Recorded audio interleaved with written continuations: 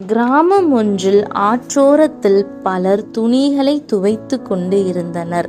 அவர்களுக்கு அறிமுகமான பல சோப்புகளை போட்டு துணிகளை கல்லில் வைத்து அடி அடி என்று அடித்தும் குமிக்கியும் கசக்கியும் துவைத்தார்கள். ஆனால் வெண்மை வரவில்லை. சில நேரங்களில் துணிகள் கிழிந்து போயினர். பட்டணத்தில் இருந்து ஊருக்கு வந்த வாலிபன் ஒருவன் புதிதாய் அறிமுகமான சோப்பு பவுடர் ஒன்றை வாங்கி வந்து தண்ணீர் உள்ள வாளியில் சில மணி நேரம் ஊற வைத்து அலசவே துணியானது வெண்மையினால் ஜொலித்தது. துணிக்கு எந்த சேதமும் ஆகவில்லை. இதை பார்த்த அந்த ஊராரில் பலர் அந்த சோப்பு பவுடரை வாங்கி தாங்களும் உபயோகப்படுத்தி துணிகளை வெண்மையாக உடுத்தினர்.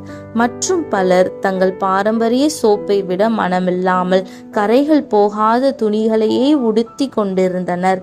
இதே போலவே சிலர் தங்கள் புண்ணிய கிரியைகள் மற்றும் நேர்த்தி கடன்கள் என்று சொல்லி தங்களையே காயப்படுத்தி வருத்தி கொண்டு பாவ அழுக்கிலிருந்து விடுபட முடியாமல் தவிக்கின்றனர்.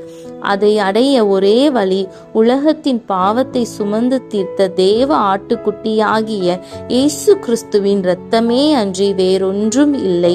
இயேசுவை விசுவாசித்து ஏற்றுக்கொள்வோம். அந்த பரிசுத்த வாழ்வை பெற்றுக்கொள்வோம்.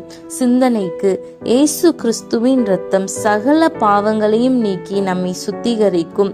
இவர்கள் தங்கள் அங்கிகளை ஆட்டுக்குட்டியானவருடைய இரத்தத்தினாலே தோய்த்து வெளுத்தவர்கள். எங்களுடைய நீதிக்கெல்லாம் அழுக்கான கந்தை போல இருக்கிறது. அவராலே அன்றி வேறொருவராலும் இரட்சிப்பு இல்லை. ஆமேன்.